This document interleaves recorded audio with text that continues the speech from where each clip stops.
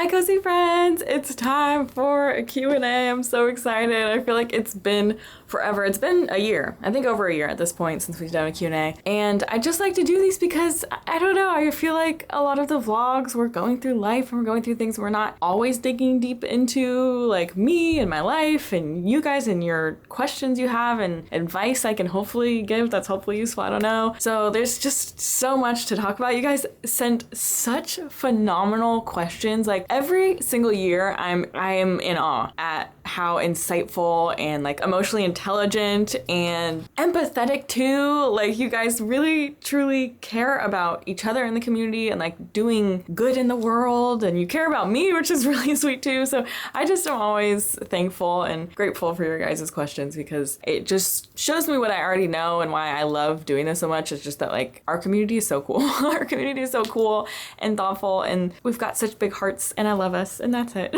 Okay, so we're gonna jump into this Q&A. It's probably going to be very long. Y'all know I like to yap. I will have timestamps for the sections because I have different sections. They are personal life, home, there's so many questions, content creation, productivity and goals, advice, and then hobbies and creativity. So that's all of the sections, and there are a lot of questions. I don't know. We're just gonna jump in. First category is personal life. The first question is, how are you doing? Like genuinely, which I appreciate. I got a couple of these. You guys really care. That's so sweet. But I am doing well. I'm doing really well, genuinely. There was a couple humps and bumps in this season of life. Definitely like the whole first half of 2026 has kind of felt like my life and my psyche and everything was just like thrown into a tailspin. Truly felt like everything that I based my life and my schedule and my goals and everything on just kind of got like turned on its head, and I had to reevaluate a lot of things. And I can't even tell you why. Like I can't even pinpoint any one thing and say like this is what happened that made me feel that way.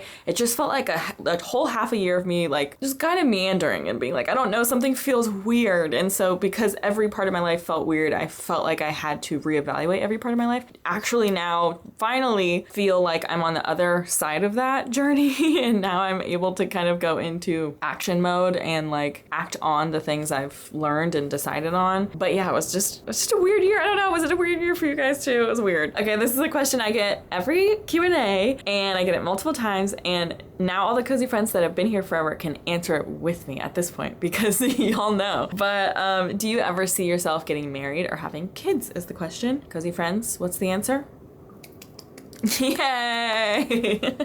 The answer is no and no. I just have never been a marriage and kids person. I literally remember being in like 3rd, 4th, 5th grade, whenever you kind of have a concept of those things, and I was like, I don't want that. I don't know. I just don't want that. It's cool that you want it. I just don't. And I've just been the same way ever since. I don't know. To me, my personal philosophy, and this is not negating anybody else's personal philosophy, this is purely me. I like the idea of being with somebody every day because you're choosing to be with them every day. And you can do that in marriage too. Obviously, marriage is a beautiful thing. It's gorgeous. I love marriage and I love watching people get married. I love watching my friends get married. It's a beautiful, beautiful thing. I just don't want that. I don't want like a binding contract, and as an ex-lawyer, I've seen that contract, and it's a complicated one that's pretty hard to get out of and pretty hard to work around, even with prenups and postnups and all of that. And so for me, I just would rather not have all of the like legal things involved in a relationship. And I also just can kind of be a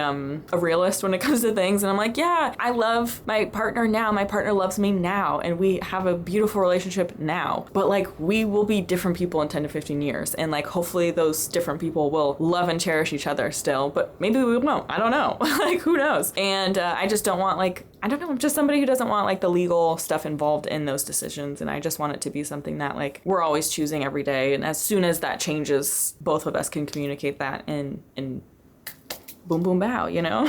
And for kids, that's like true. That's truly, I don't know how to explain it. I just really don't want to have kids, and I just don't see that for myself. I never have. None of the arguments that people have put onto me, said to me, have ever made sense to me, because that's just not what I want. It's like telling somebody, why don't you like oranges, when they don't like oranges, and they're like, I don't know, I just don't like oranges, and they're like, try it, they're good for you, it's a good source of vitamin C, and you're like, I just don't like them, I don't know. I love it for you if you get married, I love it for if you have kids, and that's so exciting, and I can't wait for like my friends to get married and have kids. Just not me. Okay, who do you live with? Ryan, who is my significant other, and Maya, who is my best friend of 12 years now. Like, we're basically siblings. We are siblings. It's very cool because I feel like growing up, I always had like one close friendship that kind of felt like sisterhood at different stages of my life. Like, I always had that quasi sister in my life. And so it's really nice in adulthood to have that too, and like be able to live together and stuff. It's very fun. I feel like every relationship is equal. And again, this is such a personal thing for me. I know that's not the same for everybody. I feel like every relationship is equal, and there are a lot of systems in place that make us prioritize romantic relationships over other relationships,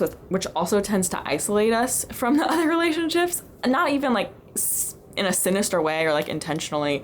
It's just kind of how things shake out because you're kind of isolated in this house by yourself with your partner and your kids, and then you aren't as connected with your friendships and your family and stuff. Obviously, that's not blanket situation, but that tends to be the case. And I really, really, really care about my friendships and my family relationships just as much as my romantic ones. Yeah, that's kind of been true my whole life. Someone said, can you tell us more about your friendship with Maya? How did y'all meet? When did you decide you wanted to live together, etc.? We met literally first day of college. Like, I think it was like the first day of orientation type thing, like not even the first day of classes. We met like through another friend, and we immediately were like, oh my God, we're the same person. We're the same person. We have the same taste in music. We have the same taste in like culture and movies and all this stuff. And then when I went to Berkeley for law school, like right after I graduated from Howard, Maya was living in NorCal. And so we reconnected, and like we think we really, really started to grow our friendship there, especially since we were like adults and not children in college, still figuring the world out and figuring ourselves out. It was when I graduated law school and was studying for the bar and broke up with my then boyfriend that we were like, should we live together? We're like, wait, why not? Like, people always say don't live with your friends, but like, I feel like we communicate really well. From 2021 till now, we've lived together, and it has literally been perfect. Like, seamless. Our friendship got even closer. That's kind of when it really became like a sibling relationship. But we also have learned how to communicate and have learned each other over those years, because we did not start with like the perfect communication skills. Like, we have learned each other over time and have learned like each other's traumas and stuff, and how like we were both terrified to set boundaries in the beginning, and now we're like, I need to check in, I need to set a boundary, and it's just so seamless. And I think it's that trust too, the building of trust, of realizing when you do bring that to somebody that they're gonna handle it with care and respect and actually listen and implement those things. And that's why we've been friends all this time, because if they didn't do those things and if I didn't do those things, neither of us would tolerate it. So yeah. That's Maya. I love Maya. Maya's the best. Maya is like a phenomenal cook. So funny. Like, we have such similar sense of humor, and so we're always just like riffing. Like, our whole days are riffing, and we're just back and forth all day. It never gets old. So that is Maya. Somebody said, can you share the origin stories of your fur babies? They're so cute. Thank you. I love them. Chila, I got in 2020, November of 2020. I think it was just like a year of me wanting a cat, and I had my partner at the time. He also had wanted a cat for a while, and so we got him together from a shelter in the area. I think it was like the Oakland Animal Shelter at the time. And at the time, because it was still lockdown, we weren't able to like go meet them. So they just sent videos of like this litter of cats. And the one that ran up to the camera and was like nudging the camera and demanding cuddles, I said, I want that one.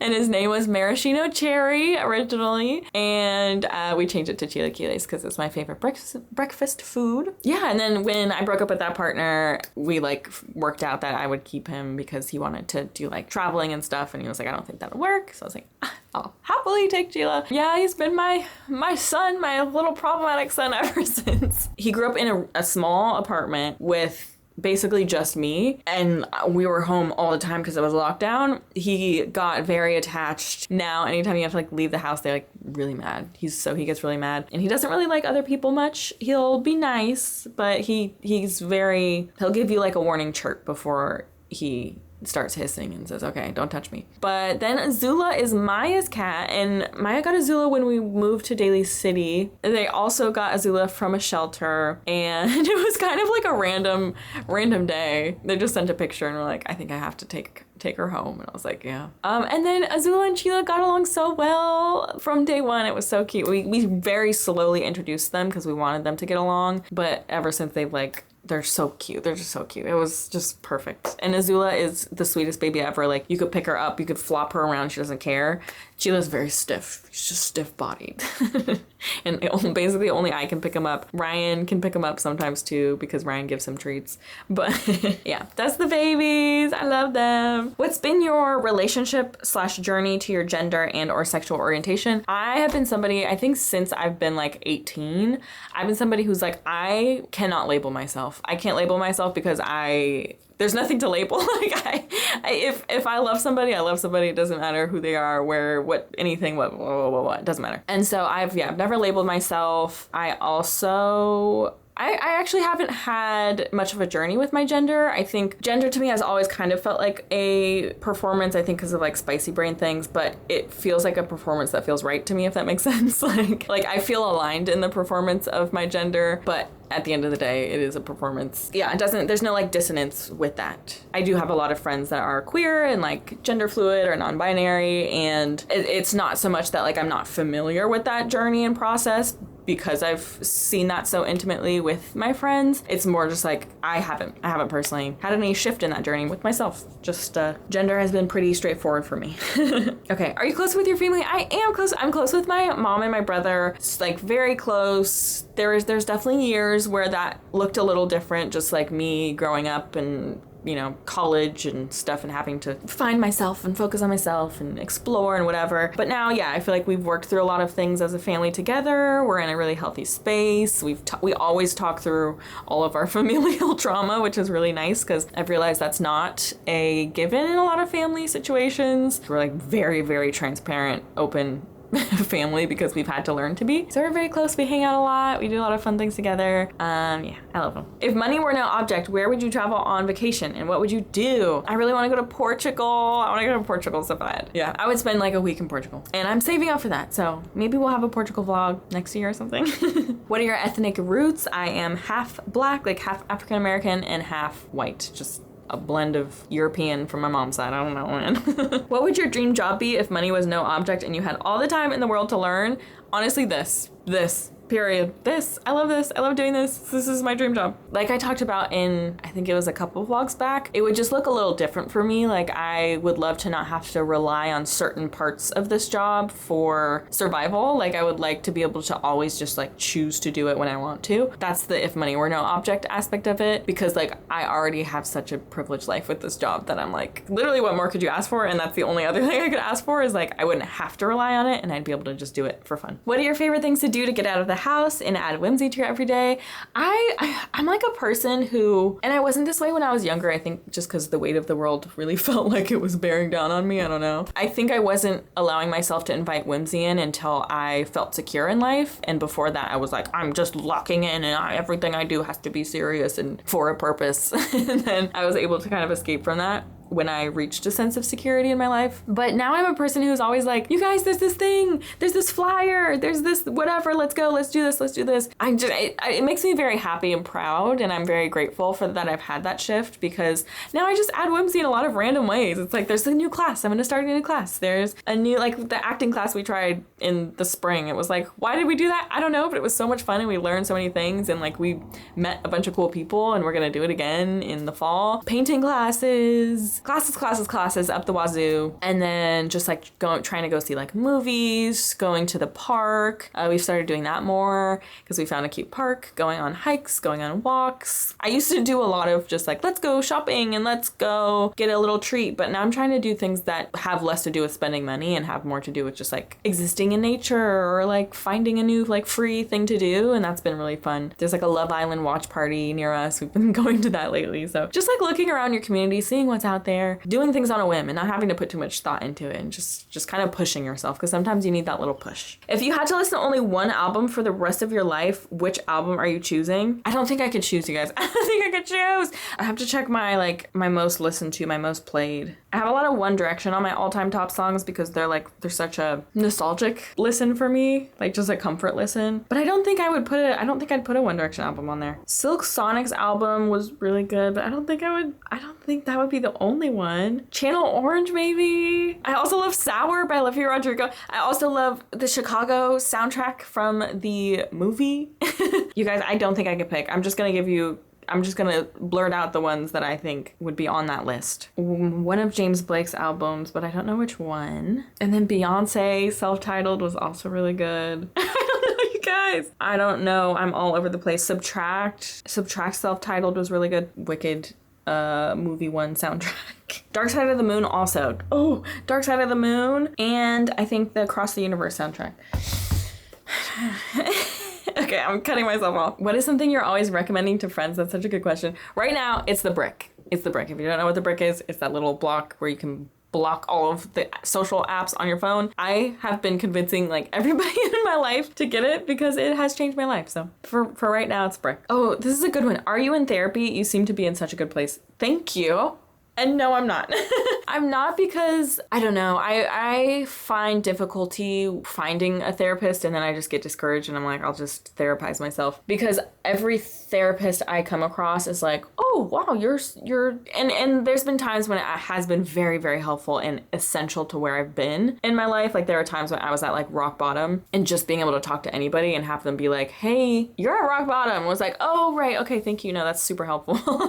Here are some tools you can use and then like go from there. So therapy has been very helpful at certain parts of my life, but I think in times where I feel like I'm quote unquote good, I have trouble finding someone who I feel is like capable in unpacking things in a way beyond what I can already unpack, you know? Because anytime I have tried to do that, it's been like, you're so self-aware. Oh my goodness. Well, you've basically told me everything I would have told you. And I'm like, yeah, well, that's okay, that's why I came to you, but okay, no, that's fine. I'll just keep talking to myself. It's a compatibility thing. I'm still searching for someone I feel like who understands how to work with somebody who is like hyper self-aware and hyper like just has worked through a lot of things already and kind of has the final array of traumas that like they've worked through and been like, okay, like now what do we do from here? Because I feel like when that happens, it's like, well, I don't know what to do from here. My job was to like get you through that point, and so now I don't know what to do, if that makes sense. I don't know.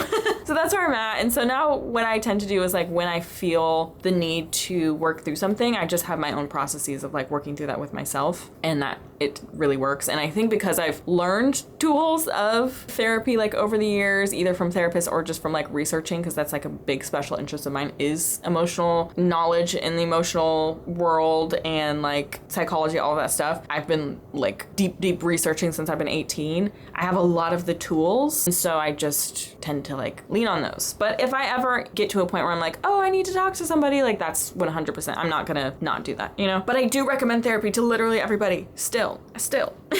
Is there a food from your childhood that you're still obsessed with? I was like, this is such a good question, and then I couldn't think of anything. Like I just drew a blank. I don't know, like mac and cheese. I love a good mac and cheese. I love a good crappy mac and cheese. And I love, oh my gosh, this is kind of gross. Stay with me, walk with me. But my mom, one of her comfort meals for us used to be egg noodles, just like plain egg noodles with Kraft American cheese ripped up on top. I know that's foul. Back when I used to stream, I would share this information and I would get stoned in the courtyards virtually. Like they're like, absolutely not. Keep that to yourself. And I never will. If you were a cartoon and could only wear one outfit forever, what would your cartoon outfit be? I think, honest to God, I think it would be like a plain shirt, like a plain undershirt, a cardigan, and like wide leg sweats, and then my house shoes. It would be my everyday cozy outfit that I wear at home. Because I'm not getting out of that. You have to pull me out of it. How are you feeling about The Office? The Office is great. Like it's truly serving the purpose that it has needed to for me, which is just a second location outside of the home where I can do work and be creative and just get into a different mindset. And that was one of the things I've worked out with myself this year, was that like it was hard for me to separate my personal space from my workspace. It was not a big expense for my business, and so it was like, why not try it? Why not try it? Will I do it for a second year? I don't know. I think that's something that I'm gonna be reflecting on for the second half of the year, because of other things we'll talk about later. But I don't know. We'll see. I think probably I'll renew for a second year. For now, it definitely did get me out of that like weird mental space I've been in and be able to like get back on track work-wise. Are you intro, extra, or ambiverted? Do you consider yourself a homebody? And if so, do you deal with FOMO, FOMO/pressure from media/social media to constantly be out and about and busy. How do you deal with it? Signed, embracing and romanticizing homebody life in the age of highlight reels. That's so real. I actually don't know, you guys. I don't know. My whole life I've said I've been an introvert, but that's just, I'm recently realizing because I have intense difficulty handling the social battery load of socializing. Like I just requires a lot of processing in my brain. So I've always thought I was an introvert. But when I am out and about, I do like to be out and about, and I love talking to people. Depending on who I'm around, I tend to be very gregarious and very da da da da da. But then there's other times where I'm not. I'm like, all right, like around certain people where they're like very outgoing and chatty, I tend to be a little bit more like listen and observe. Ambivert, let's go with ambivert. Oh, pressure from social media/media to be out and about and busy. That's another thing is I don't really internalize external pressure when it comes to social things. I do when it comes to work things. When it comes to like success and productivity, oh my god, like I'm the worst. I am not, or at least I used to be. I'm recovering. I used to be like number one internalizer of external pressure. But when it comes to social things, for some reason that part of my brain is flipped off, and like I do not feel pressure to do social things. Like we talked about, like marriage, kids, going out, you should wear this, you should do this. Like if I want to, I will. If I don't want to, I won't, and I won't feel any guilt about it. Maybe then digging down deep into what you actually want. Like, is that what you actually want? If it is what you actually want, then maybe like work a little bit of that into your life. But if you feel like it's simply just an external pressure, I think really pinpointing that external pressure will help you realize like, I don't even want that. I want to be home. I don't care. And that is what I've had to do when it comes to work and external, like societal measures of success. I've had to be like, why do I keep feeling like I have to do this thing? What do I actually want? And that helps like release that pressure. The last personal question is, what are new or changed goals you have for yourself and ones you're letting go of as you go into this new decade and continue to grow as a person and in your profession? I think this is a phenomenal question, and one that I kind of touched on in a previous vlog, but my goals truly have changed. Part of that unpacking external pressure of success and all of that has been me realizing, and I would say like really the past 2 years, me realizing that I don't want what I thought I wanted, which was just like continual growth. What I thought I wanted when I started this career as a content creator was like endless growth and endless success and like more deals and more money and da da da da da da da da. Like, because to me, like that was what the world was telling me was successful. That's the idea of success that I have been chasing. And these past 2 years, I've just been like side-eyeing that and been like, is that okay? Would that make me happy though? And just realizing that like, no, that wouldn't make me happy. And what would make me happy is just having freedom to do what I actually want to do. Just having freedom. Freedom is my goal. And so the shift now has been like releasing the external pressures of what these imagined measures of success were in my head, and now just like measuring success based on what I feel and what makes sense to me and what I actually want when I think about it and sit down and reflect, which is simply just freedom. I want financial freedom, I want freedom of like movement, and I want freedom in like living situations in terms of like countries. I want it is like simply freedom, because I think feeling like you are tied to any one thing or like you have to continue on a certain path, to me is just like the most, like that is what I've learned makes me feel the most restricted and makes me feel the most obligated to continue on a set path of like burnout. Some things have shifted for me for sure. I've realized like I don't want to stay here forever. I don't want to stay in this house forever, which I always have known that, but I didn't know like what the timeline would look like for that. I think when I moved here I was like, I don't know, maybe like 5 to 10 years. But now I'm like, I don't know. I don't think I want that. And like, I always want to keep this house for sure, but I don't think I personally want to stay here forever. I want to explore so many other places to live. I want to explore living outside of the US. I want to explore a lot. And a lot of that comes from like having both financial freedom and freedom from stuff and things. So I would say just the main thing is like my overall goal has shifted from like growth at no end and to whatever level of burnout that gets me to like happiness and fulfillment and freedom and getting to like choose to do this every day because I love to do this and not have to do it because I'm keeping on this like hamster wheel of like a certain kind of lifestyle. Yeah, so those have been my changing goals lately. And I really just want to prioritize like experiences and family and friends and community. And so like moving to places where we have more community, or like just living more simply so that we can spend more on experiences and things like that, and just spending less on stuff and things too, because like that's just been my MO for like the past 2.5 years. It's like I got money and I was like, yeah, I can now get all the stuff I've wanted to get my whole life, and then I'm like looking around like, well, okay, that didn't make me happy. Cool, I have stuff now, like what does that do for me? And so that has shifted as well. It's like I kind of had to get to a certain point to realize a lot of things, which is silly because everybody tells you not to do that. But I did that and looked around and went like, this isn't what I want. This isn't who I am. And so now just like wanting to shift that. So thank you for asking. Okay, we're on the home category now. And maybe I just commit to having the longest Q&A in the world. I don't know. Okay, so we have home. I got this question in like several different ways. Essentially, how do we divide chores at home? So somebody said, what is your cleaning routine at the house? Do you three have a chore schedule or rotate through who does what? I've always been curious about how the nitty gritty works of living with your boyfriend and your best friend. Do you guys split expenses? Do you cover the bulk as the owner and they contribute? How do you do groceries so the kitchen isn't overflowing? How do meal/group gathering times work? Are there major house renos ultimately your decision? Does everyone plan on keeping living the situation for the foreseeable future? These are such interesting questions, you guys. What if Maya wants a partner to move in? Would that be a reality, or would things get too cramped? Has it ever been a strain? All of the nosy things is how they ended that, and I love that. Because I'm the same way. I'm like, how does this work? How does this work? Honestly, we have, I'm so grateful to the universe. Like, we have the most seamless living situation ever.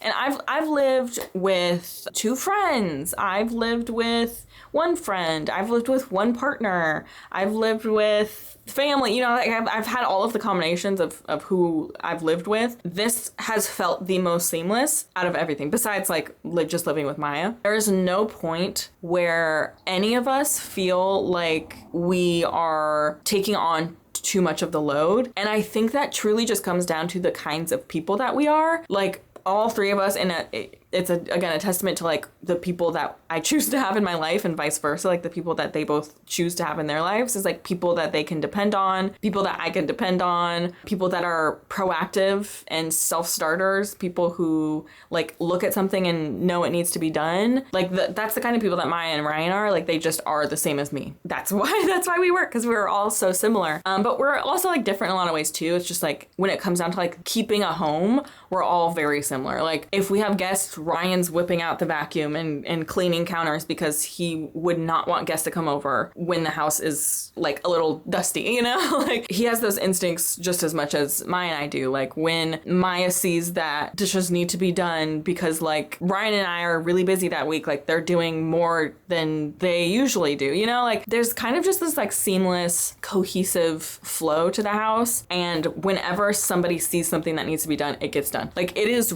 rare that I look around the house and I'm like, something needs to get done and it hasn't gotten done for weeks. And like, now I'm gonna have to do it. It's like, if I see something that needs to be done, I'm like, okay, I'm making a mental note to do that later. Half of the time, I'll come back, it's done already because somebody else saw it and did it. And if it's not, it's probably because like now it's my turn to do the thing, you know? But also I feel like there is some like natural balance in some of the labor at home too, because expenses are split differently. Like I cover the total cost of the mortgage because it is my mortgage. And like I would feel really, really weird about anyone paying for something that is ultimately like my equity and my money that like I would be getting back, if that makes sense. When I was buying the house, I was like, I'm going to buy a house that I can pay for by myself because of this, because of I do not want anyone else to contribute to this. And I also didn't want, yes, you can do like rental agreements and stuff. I just didn't want any kind of gray area with like ownership over the house too. Bills, groceries, and all of that stuff are covered by the other house members. So it's not equal in terms of payment because it literally couldn't be with how much like I pay for my mortgage. But that's also like, for me, that doesn't feel unequal because like I am in, like it is an investment for me with money that I'm going to get back I don't know if that makes sense. Like this house is like a savings account for me, and I wouldn't want my friend and partner to like contribute to that just because they're living here. I don't know if that makes sense. And so that's how that works. And then yeah, so like other expenses are not on me. I have no idea what all of the bills look like. I don't know. That's none of my business. Groceries and stuff too. Like sometimes when like maybe if it's my friends or like maybe if my friends are visiting or something, then like I'll pay for groceries just because I just want to. And also just in terms of like proportional, like this has been the same since Maya and I lived together too, and all the way through now, is that like I'm very big on equitable contributions rather than equal contributions. So like if somebody's making more, then they're contributing more because like they're making more. And that's how I've always operated. I just think that's fair if you're living with people you care about. This isn't if you're living with like random roommates. Like, I don't know, if the rooms are different sizes, sure, but like if it's random roommates, go equal, that just makes sense. But for me, when you're living with like loved ones, equitable just makes more sense because it's like, why would you not? I don't know. But that's me. That's just me. What else? Labor. So, okay, that's what I was saying with the tie-in with labor. Often there's like an uptick in household labor compared to me because I am like providing the household as a whole. So yeah, like often there are like a lot of chores and things that like I just don't touch because I'm taking care of the like living expenses. So yeah, that's kind of the nitty gritty of the finances. And I know that probably sounds bizarre to some people because like we're so often taught like everything should be equal and you shouldn't ever be getting, nobody should be getting whatever. Like we're taught a lot of things and that's fine, but this is my philosophy around money, especially when it's like money that's going right back into my pockets, you know. Also, we have like check-ins too about that of like if that ever changed, if for some reason I needed help with something, then we would be able to talk through that too. Oh, like how do meals/group gatherings work too? That's also kind of just like what we feel like. Maya will often cook dinners and stuff for us because they love to cook, and we just get groceries as a group. But a lot of the time we're kind of just making our own meals. When Maya cooks, it's like communal. Does everyone plan on keeping the living situation for the foreseeable future? Yes. And we talk about this often too. It's like, you know, Maya's like, do you guys still want to do this? Are you sure? And we're like, yes, this, we wouldn't want to change this. And so yeah, like wherever we move in the foreseeable future, like Maya's coming with us. So it's just like, this is our community and like this is almost like our little family. So like each move is less like, is Maya gonna come with you? And it's more just like, oh, we're all moving as a family unit, you know? It sounds weird, but that's just how it is. And if Maya wants a partner to move in, would that be a reality? I think absolutely. Like obviously that would be a conversation and like boundaries and space and all of that. I think that would be a case of like finding a space that made more sense for two couples versus one couple and one person, you know? And then also just to round out the cleaning, because I feel like I just was like, it just works perfectly. Anytime like something's come up and one of us is like, oh, I need help with this, we literally just express that. It's like, hey, can I have help with this? Hey, can you do this? And then it happens. It gets done because I live with the best people in the world. Have you ever been overwhelmed by your house or your garden? I love my space and I love DIYs and gardening, but sometimes it's not fun anymore. When I try to relax, I see all the to-dos and it just feels like chores and it becomes overwhelming. Oh, I feel that. I think I definitely felt that more in the beginning of moving in. It was like, oh my God, there's so much to do. There's so much to do. And I think I would just have to like flip that part of my brain off and be like, okay, there's so much to do, but like, let's just enjoy and acknowledge everything that's happened so far. And let's just enjoy the space for why I loved it in the first place. But yeah, I think it's gotten better over time as more projects have gotten done, honestly. How has the transition from apartment living to having a home been? Honestly, that's such a good question. I feel like it's been both bad and good, honestly. It's been good first, then there's been some bad parts. And the bad parts really is just like accumulating stuff. Like, it's like you have more space, so then you're like, well, I need to fill the space. But really, I wish I didn't have to, you know, I wish I didn't have to. And I could have just like had the useful space and then the less useful space just wasn't there. And that was a big thing for me when I was looking for houses. I was like, I don't want any useless space. And there would be so many houses where there's this like closed off sitting room and dining room and like there wasn't a way to rework it in any way. And I was like, no. Like there's just too much useless space. And when we found this place, I really liked that the dining room was something that you could change into the media room, which is what we ended up doing. But still, that's like 2 new rooms. It was like, I don't know, did we really need that? Not really. Now we have more stuff. And so That is like the bad aspect of it. But the good aspect of it is that there's so much space and it's really nice to have space sometimes. It's nice just to have different zones to go to when you want some like alone time, or maybe like two people want to do something and then someone else wants to do something else. It's nice when you have guests to be like, let's occupy this space now. This is the space for games and this is the space for this. It's really nice to have a backyard. Like truly the backyard I think is my favorite spot. If we move to another place in the future and we have less house space, as long as we have a big yard, I'm happy, or like a yard big enough for gardening and stuff. Cause that's made it everything worthwhile, is having the yard. And then I think just like having a space that you know is yours and you can do whatever you want with, there's something particularly nice about that. I know a lot of people talk about like the worst part about moving to a house is that you are the one who has to do all the fixing and there's no landlord to call, and it's like I kind of like that. I don't know, I kind of like that because it feels like I can actually get it done. I can get it done at a speed and a quality that I want and at a pace that I want to. It feels good to like contribute to a house that you own, and so for me that doesn't feel like a bad trade-off, or as much of a bad trade-off as people I think make it seem when they are doing like pros and cons of home ownership versus apartment living. How do you balance group time / individual time in your house, and how do you express when you need some me time? We just say it. Like if we want to do like a movie night or something, we'll be like movie night ? And then everyone will give the responses. Sometimes it's like, no, I'm playing games with my friends, or like, no, I need some like bedtime, or yes, let's do this. Yes, but I want to do it this way, you know? So it's just always the constant communication and like honest communication too. I don't think that would work unless we, one, didn't like take offense to things. Like nobody in this house takes offense to somebody needing alone time. Nobody takes offense to somebody saying, I don't want to do that today, I want to do it tomorrow. No one's passive aggressive. Like there's not any weird dynamics like that. So it simply can just be open communication of like, hey, I need alone time. Like I can't tell you how often I say that. I say that all the time. Everybody is very understanding and does not hold things against each other and understands the need for personal space. And I think that's because we all value our personal space a lot. And so then because we get so much personal space and everyone respects that, we can spend so much time together because we've had our personal time, so then we can spend time together. And we spend a lot of time together too. We do a lot of watching shows together, a lot of movies together, we play games together, we have like pool, hot tub time together, meals together,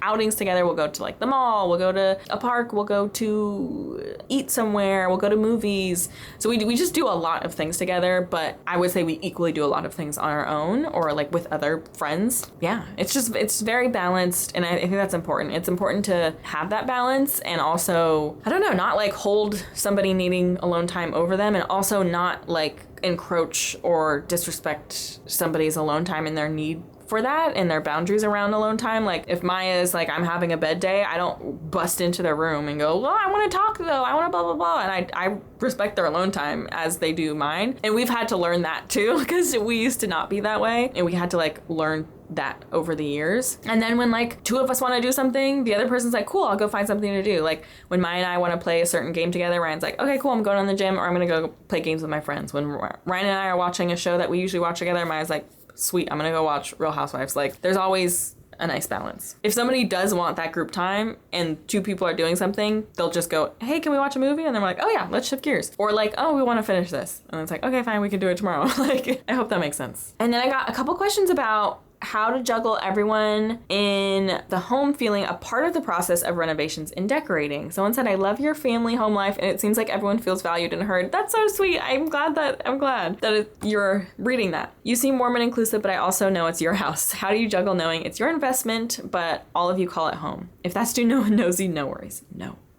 I just ask. I open everything to everybody. Unless it's something like tree trimming or like the AC unit. I'm like, okay, I just do it because it's my house. And again, it's like my investment. So I give notice that something's happening. I'm like, okay, guys, like someone's going to be in the house next week doing this improvement or whatever. But other than that, I'm always asking them like, hey, what do you guys think about this? Should we do this to the front? Do you guys like this? It's always like a group effort and group project almost. house, especially decorating, mainly because Maya and I love, like, that is like our hobby, our joint hobby. We love to decorate. It is so much more fun for both of us to decorate collaboratively. But yeah, I don't know. I think I don't feel a sense of like, this is my house and I'm going to do it my way, because all of us do live here and it really does feel like all of our home. And I see it as my investment more so just in like the monetary sense, like the money is sitting there and that's mine.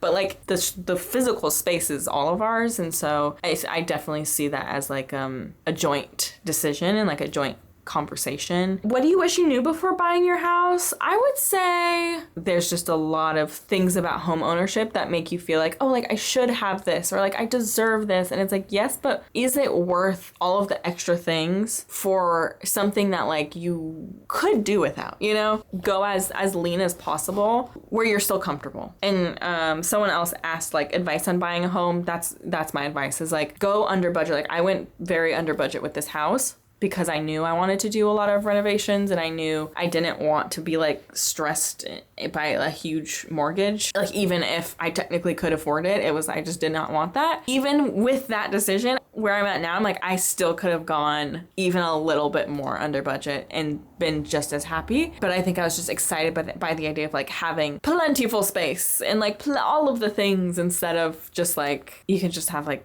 what you need, you know? So yeah, I would just say like not getting swept up in like this idea of what you think you should have, or you know what everybody has this in their house, and I just go with what you need, just what you need and what you'll be comfortable with.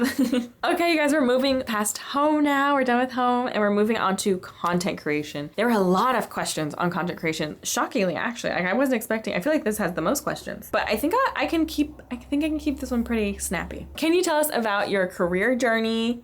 This was like a very, very, very common one in a lot of different ways. I think there's a lot of people feeling like, I kind of want to do something creative, but I don't know if I want to be a content creator, but like, how do you know what the creative avenue is that works for you? And how do you get out of a corporate job and all of that? I got that question in so many different ways. And so I think I'll just talk about my personal journey, which was that I went to law school straight after undergrad because I just thought that's what I should do. And that's what a, successful, stable person does. They go to grad school and they go for the job that makes a sustainable amount of money. I was good at research and reading and writing and all of that. And so law school made sense for me because that's kind of where you apply all of those skills the best. And I went to law school. It was fine. It was fine, I love school, but I think by that point I was kind of burnt out from school, and I definitely could have benefited from like a year of maybe like a year break, just a year of doing anything else. But I was so adamant about like, I just want to get through, I just want to do everything, I just want to grind. And so I just went straight through, studied for the bar, passed the bar, all of that. And then I was in startup law, and that's just like corporate law. You're just doing corporate law, but for startups. And it was fun. I was fulfilled by it. It was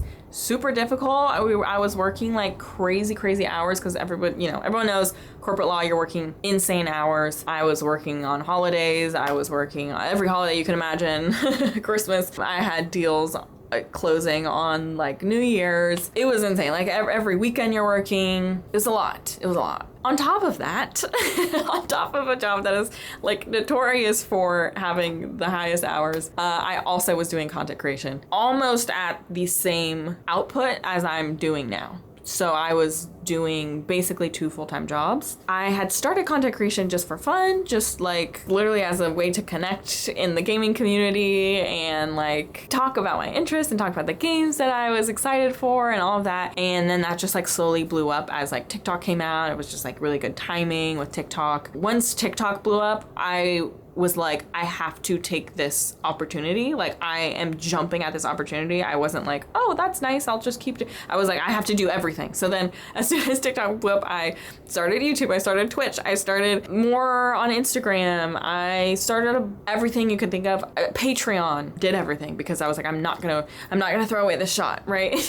When I started going like full force, it was like my 3rd year of law school. So I had started content creation. I'm going so out of order, I'm so sorry. I started content creation in my 2nd year of law school, started taking it seriously my 3rd year of law school. And as I was like taking it seriously, I was also studying for the bar. I was like still streaming and posting YouTube videos while I was studying for the bar and taking the bar. And then when I started actual work, I was like full-time content creator. I got management. I was posting on everything the same amount and doing all of that while having a job. So it was just literally constant. It was like waking up at 6 a.m., going to bed at like 1 a.m. and working that entire time and through the weekends as well. I don't think I did not have a social life. I didn't have a life. I barely fed myself. I truly do not, I'm not romanticizing this. I do not recommend this. Like, this was not good. So it was a full year that I was doing 2 full-time jobs. Halfway through my job as a lawyer, I was making the same as I was as a lawyer. And so I was like, okay, well, now that I've hit this point, I think I can gamble on myself and I think I can take a chance because I also can't take this anymore. Like, I cannot do 2 full-time jobs. I was literally killing myself. I was at my worst point mental health wise. I was severely depressed and I was just, I don't know, like I have very few memories from that time because I think I like truly just disassociated and was just going insane. So the last half of that year was when I was like, okay, if I start making more at my job in content creation, then I could quit. So it was like, now we're at the end of Q3 and I was making, more than my corporate job. I was like, okay, maybe I'll just do part-time. So then I emailed my company. I was like, can I work part-time? Which is just like unheard of. Like, that's just not something that you do as a lawyer unless you're kind of like in the later part of your career. But I was like, I don't know, I'm scared. I was still so scared to give up this thing I had worked so hard for. Like, I worked so hard to just get through law school, to get into law school, to get through law school, to study for the bar. There was so much time and money and like mental health sacrificed for that it's terrified me to leave all of that behind. Like, even getting that job was like it was like my biggest accomplishment in life because it was such a great job at a great firm. I was like, okay, so just part-time maybe? And they're like, yeah, we can see about it. But then like communication around that just kind of like didn't work. Like, the HR lady just wasn't super communicative and the months went on and I was getting to a absolute breaking point. And I was like, okay, if part-time's not going to work, if I'm literally going to jump off a cliff anytime soon, I'm going to get to 1 year. I'm going to get to 1 year at my job just so that I have that year of experience on my resume if anything happens, and then I'm quitting. I can always come back. There were like, at the time, the job market wasn't so bad. At the time, I was like, I can literally go to XYZ firm and they will take me, even if this firm won't take me, but I knew they would. So I was like, if they don't take me back, I can go to all of these firms. It's fine. And so I made a commitment to myself and I said, at my 1 year mark, I will start making the moves to resign. And that truly, I was still going at the same pace, 2 full-time jobs for that whole second half of the year. But having that like light at the end of the tunnel got me through. If I didn't have that, I wouldn't have gotten through. Because I also didn't know how to stop. I didn't have the framework to tell myself like, hey, you can stop. You can stop. I was basically like running myself into the ground through that whole time. And that is both like, it's what allowed me to get my content in platforms to where they are now because I worked so hard in that like really crucial time in social media and in like building channels and community. It was also this like very frustrating thing of like, I know I could put so much more into my content and my potential, the ceiling could be so much higher, but I literally can't because I have so much work to do and I'm already working insane hours at my corporate job. So it was this really frustrating piece where it's like I literally can't put in more into my content that I want to. And I kept looking to like YouTube videos and advice and all these things about like people who left their corporate job for a creative endeavor. And what they were saying was like, stay in your corporate job until you're making 1.5 times what you're making, if not 2 times what you're making. And I was, and until you're at the point where like you literally don't have the time to put into the creative endeavor that you want to because of the corporate job. If you still have time left over in any part of your week, don't quit yet. Keep doing both. But when you do not have the time or capacity anymore, that's when you have to quit. So the year came, I said, I'm making more than my current job and I just don't have the time. And I know I could build this and scale so much more if I had just had the time. So then the year came up. I, went through the normal process of leaving, and everyone was like, what? Everyone was like, but you're doing so well, why would you leave? And it was everyone was very sweet and supportive, and they're like, can't wait to like follow you on your journey. My coworkers were so cool about it, but they're also like, are you sure? And I didn't know how to say, you don't have to worry about me, I'm good. I'll be okay. and I truly had to have that like just trust in myself, and it is a gamble that you're taking on yourself. I had the trust. I knew all of the work I had to put into it, and I knew I could build something. And so that's when I quit. And when I quit, it's like all of the pieces fell into place. I definitely went through like a little struggle period where I was like questioning my life, and I was like, okay, so now do I have to like work 24/7? And then I did, because I didn't know how to stop, and I didn't know that I quit so that I would be able to have like a regular life and be able to work a regular amount of hours. I didn't know that. So I spent like another 1.5 years burning myself out, working too much. Finally, I came to a reasonable space, and ever since then, I've been able to create a better and healthier balance in being self-employed and having my own business. And yeah, things still change. My priorities change every day. My approach changes, and I always welcome like new ways to learn, new ways to grow, and new ways to like honor my needs and my morals too. Like I think I started content creation truly just like, how can I like extract all the resources I possibly can out of this? And like, how can I almost thought of it as like, how can I be the best content creator? And the best content creators do all of these things. The best content creators like make favorites videos of like all of the things that you get like affiliate links for. Like I was doing all of that on top of like all of the stuff that was core to like my passion and my mission, which was like talking about gaming and lifestyle and self-care and hobbies and all of that. And I've learned over the years that I don't need to do all of those things, and like I can shift a bit more. Obviously there are things inherent to being a content creator that are just being a cog in a capitalist marketing wheel, and that's just part of the job, and you just have to accept that. Just like I was part of a capitalist I was a capitalist cog in the wheel when I was a lawyer too. Like it's just a lot of what we have to accept as cogs and wheels of capitalism. It is what it is. It's a system we can't really control. But I started to understand that like I can have much more, which also came with privilege. It came with the privilege of growing as a creator. I was able to have more choice in what I chose to promote, who I chose to work with, what I chose to focus my content on. Like maybe at the beginning I kind of had to say yes to more things. I had to focus more on like affiliate stuff, and I had to like push products more and all of that, or I felt like I had to, because at the time I was crazy and I felt like I had to do everything. Now being at a place where it's like, I don't want that to be the focus of my content. Like I want things to be there for people if they want to find them, but I don't want to like push those things, and I don't want everything to be about consumption, and I don't want everything to be about, whatever. I've just grown as a creator myself in like what I want to focus on, that I actually want to provide like real value, which I always have, but I've really honed what that value is over the years, and I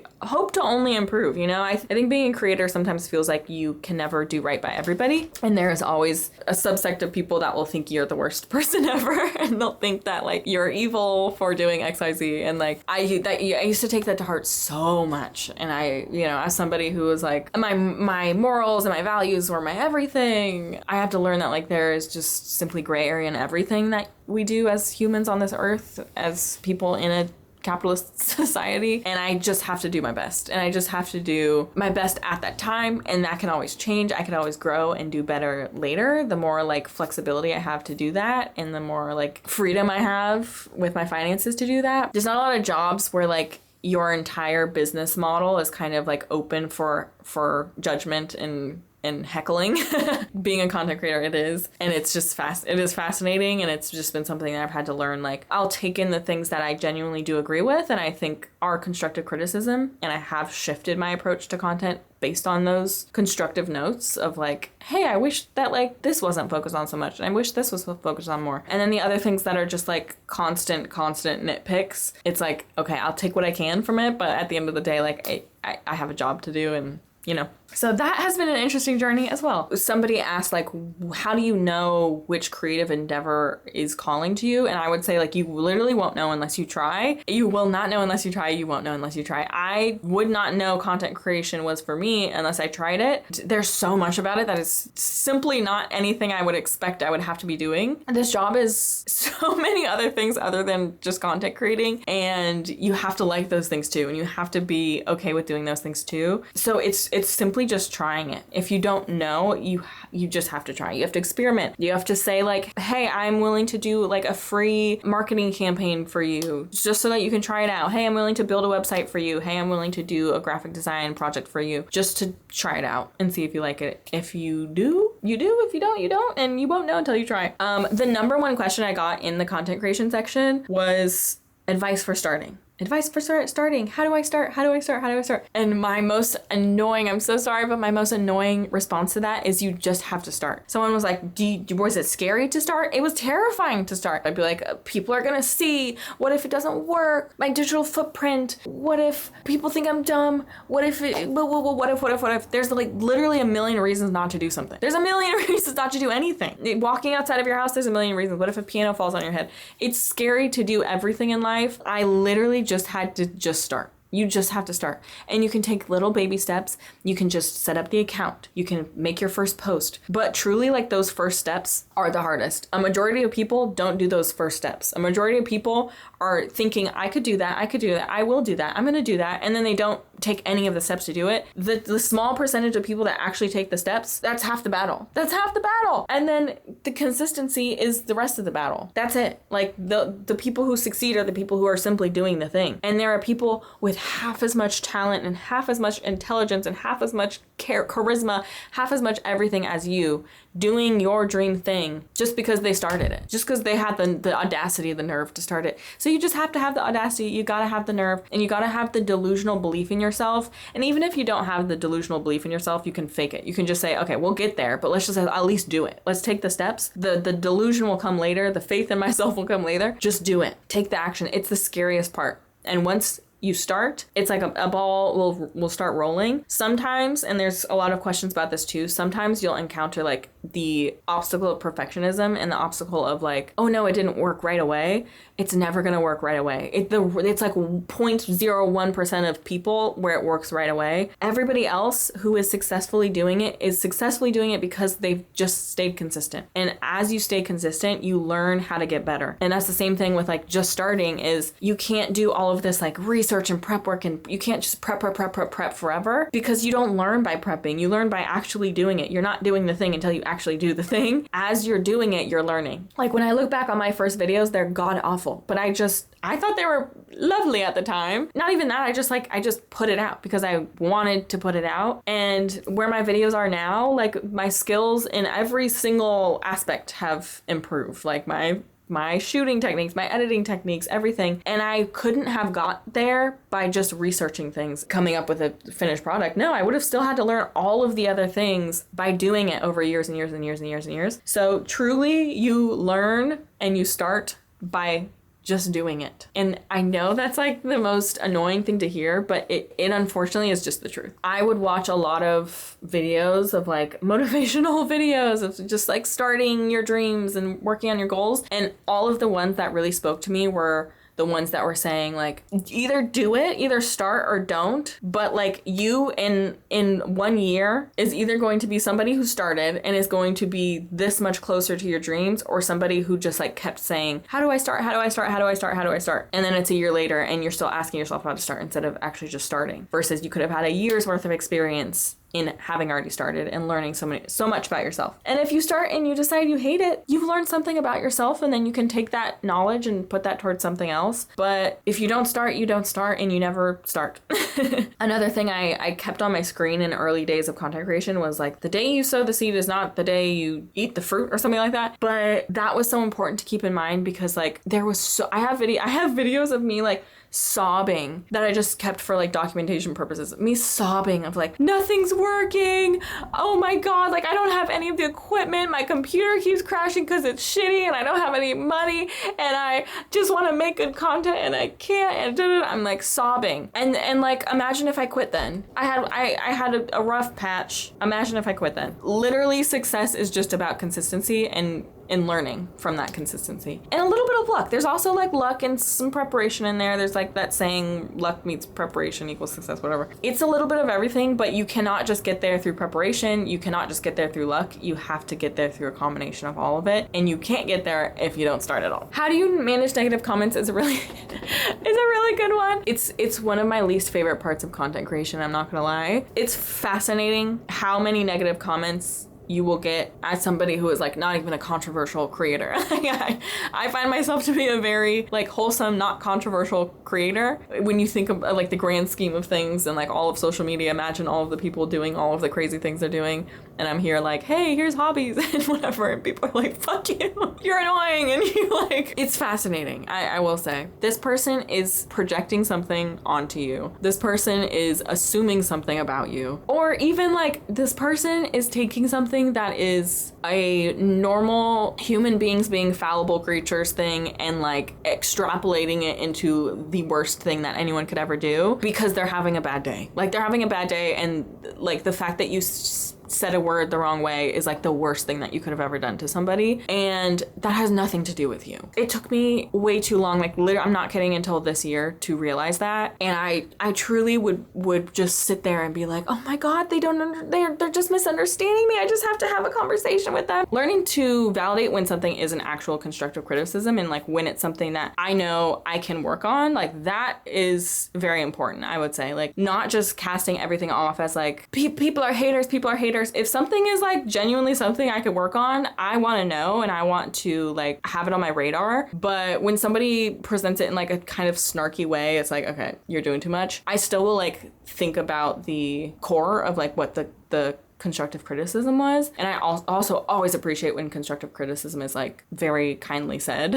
But like I said, most of the time it is not constructive criticism. It's often somebody willfully misunderstanding you. And it can be so frustrating, especially as somebody who like, I always want to be understood. Like I am somebody who it's so important for me to feel like I am understood and I'm seen for who I really am and like my values and all of that. And so when somebody's saying, you're this kind of person, and I know that I'm not, that's the flag in me that I've had to learn is like, okay, then let them be wrong about you. It's okay. They can be wrong about you. They have projected this idea and this assumption onto you. Or maybe like they just have different standards. And so like they're seeing you do something and they genuinely think that's awful and bad. Then we have different standards, and like that is unfortunately none of my business. Like if I do want to take something away from that and like learn from that, I can do that. But if not, if I don't agree, we just don't agree on how to approach certain things, and that's okay. You're gonna be nitpicked. Literally every single possible thing you do is gonna be nitpicked. You have to definitely have a roll off your back mentality, and if you don't have one, you have to like learn regulation and learn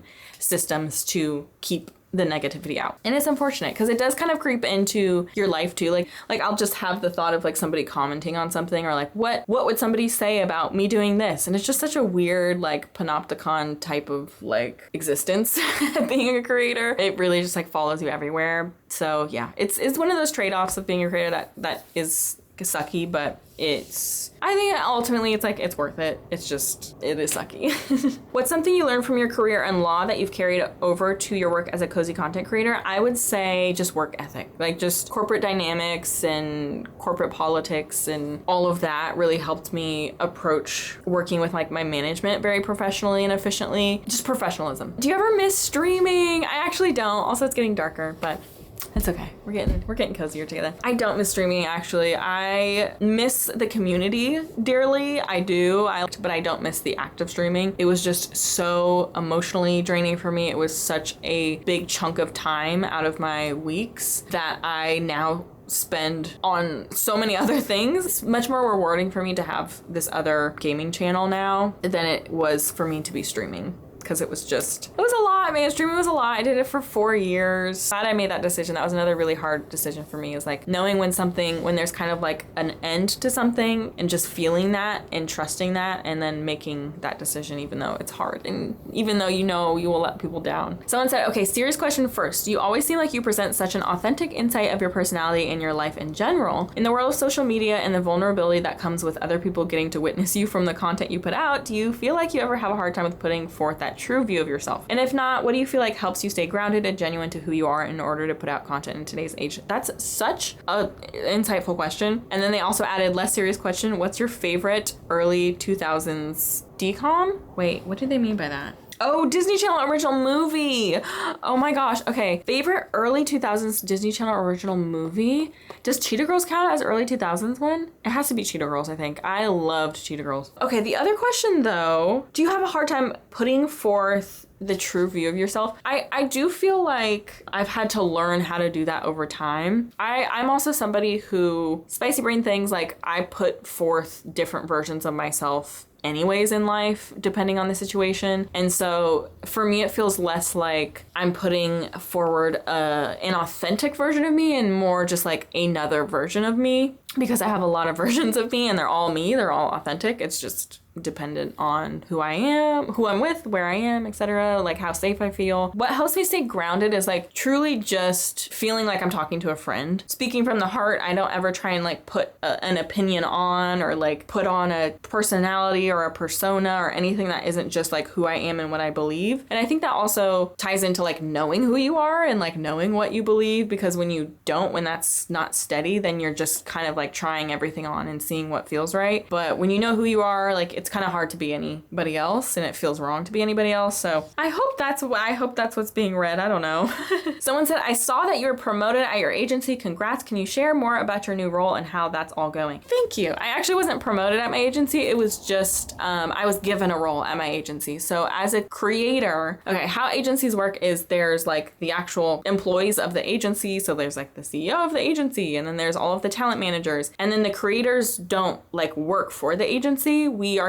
We're almost like clients of the agency, if that makes sense. I've been with them for a long time at this point, like over 4 years. I also like carved out a lot of specific niches in my niche, and in doing so brought a lot of people like into the agency just from them knowing my agency through me. And so the CEO, Kaylee, who's great, she's really cool, she was like, I just want to acknowledge the fact that like that is the case and like you had such a pivotal role in these niches and in bringing people like into the agency, and like you have a lot of like wisdom and insights to share over the years for these niches. And so she just gave me a role as an advisor to the gaming roster. So basically I just like am an advisor. I am like a point person for any creators on the gaming roster. I like host quarterly calls for the gaming roster where I like present whatever topic is on the docket that day. We had one about like copycats and like imposter syndrome, I think the first one was, and like our next one's gonna be about streaming and like the pros and cons and like where and co-streaming, all of that, because I've had a lot of experience with that. I'm honored that like my impact is seen and acknowledged. I tend to downplay it, and it often also kind of like gets washed in with a lot of other things, and so it's nice to like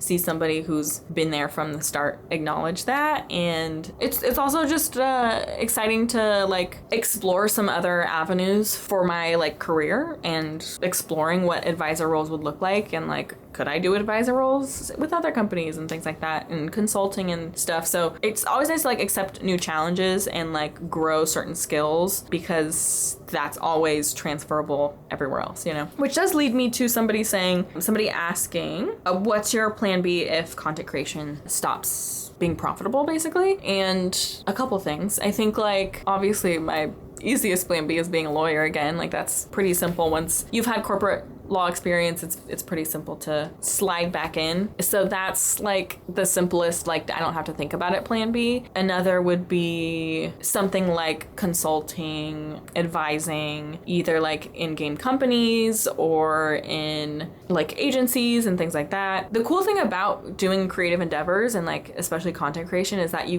do gain so many skills that are transferable. Really, they can take you anywhere in corporate life. Like you have marketing skills that are transferable. You have social media marketing for one, so you can be on a social media team for any company. If you say, hey, I have this catalog of all of these viral videos I've made, I can do that for you too, you know? So there's just a lot that I could do in that realm. My plan C, which is the plan I'm currently working on, is creating financial freedom for myself so that I don't need a plan B. So yeah, that's what I'm currently working towards. And I think I talked about a couple vlogs back is like right now in 5 years, I could step away, never work again for the rest of my life and be okay. That's, you know, accounting for the next 5 years being similar to my previous 5 years. But yeah, those are my backup plans. Thanks for asking. I do think it's very, very important to have backup plans though, and to have easily pivotable skills. How do you balance content creation with privacy in certain aspects of life? I don't know. Like I feel very comfortable like sharing verbally certain aspects of my life. Like I'm telling you guys everything about how our household works and stuff. Like I don't mind that. I think where I'm a little bit more cagey is just like experiences that I have. Like I don't vlog every single thing ever. My like life and experiences are so sacred to me that I think there's a point in my content creation journey where I was confused about that and I didn't know quite where that line was. And I was like, okay, like I'm having fun, but like should I be vlogging this? Should I be whatever? And now I've just learned such a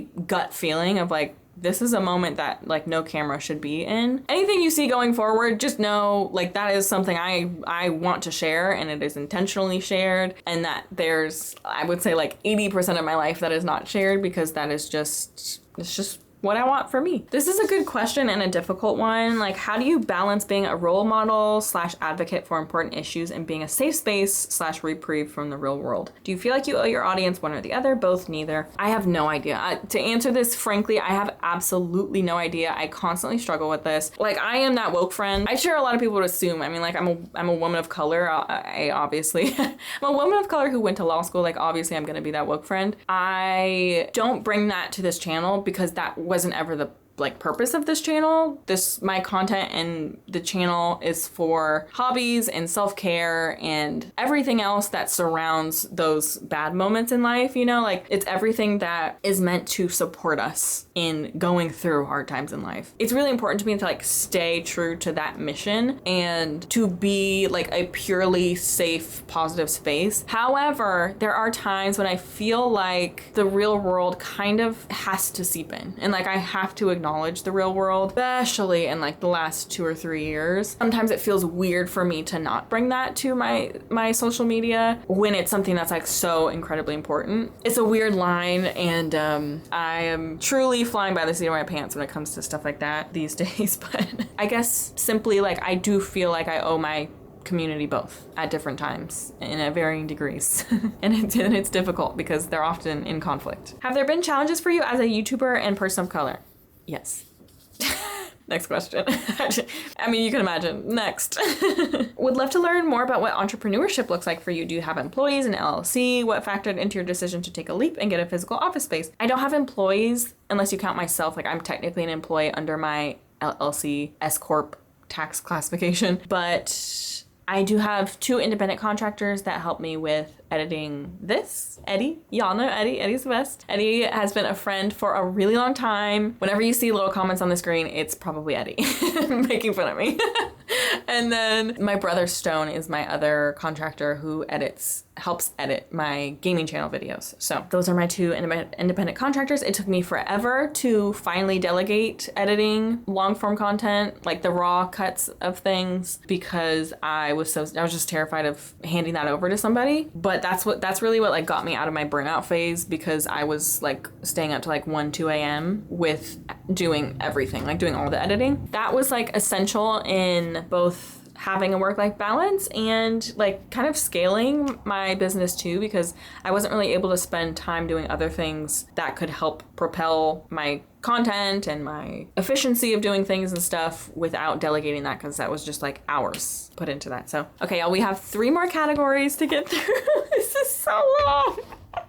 This is so long, you guys. I appreciate you if you stuck out this far. I'm going to pick this up tomorrow when we get through the rest of the categories because it is nighttime, but I will see you then.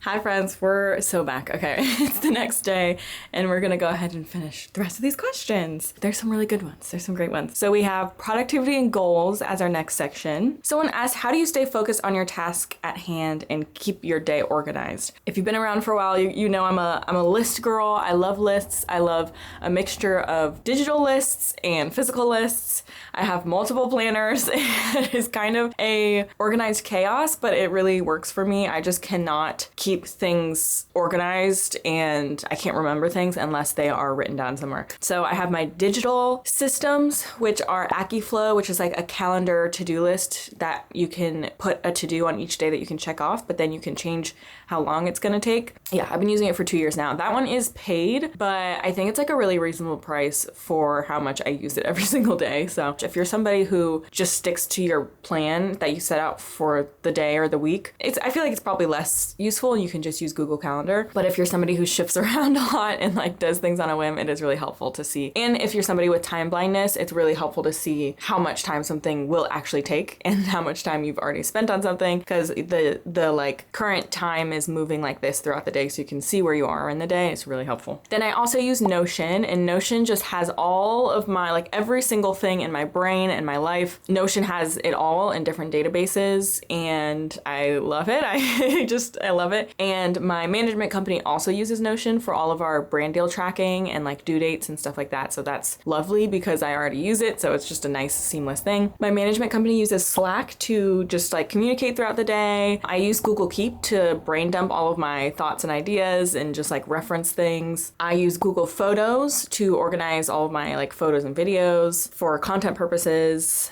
And I think those are all of my like to-do based systems that I use. My physical systems, I have my huge planner that I actually recently added to my lineup.